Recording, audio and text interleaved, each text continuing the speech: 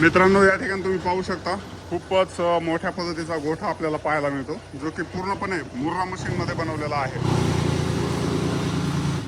तर सध्या या ठिकाणी कडबा कटाई चालू आहे आणि पाण्याचा खूप मोठा सोर्स पण आपल्याला या ठिकाणी पाहायला मिळतो। खरखर जरा जास्तच करायला लागले चाचा। पाणी पाहू शकता, एकदम शुद्ध आहे, क्लीन पद्धतीचं पाणी।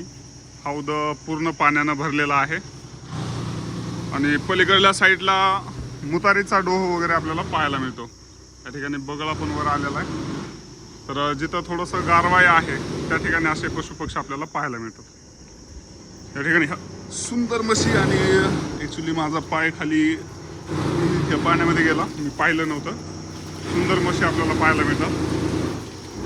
दोन लाईन आहेत म्हशींच्या, इकडल्या साईडला दुभत्या आणि पलीकडल्या साईडला गाभण, अशा पद्धतीने या ठिकाणी म्हशी आपल्याला पाहायला मिळतात।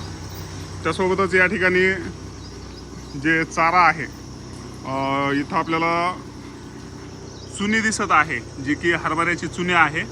त्यासोबतच सरकी पण आहे आणि पलीकडं कॅल्शियम आहे। तर अशा पद्धतीनं वासरांचं पण एक ओळ आपल्याला या ठिकाणी पाहायला मिळते। हे छोटे वासरं आहेत।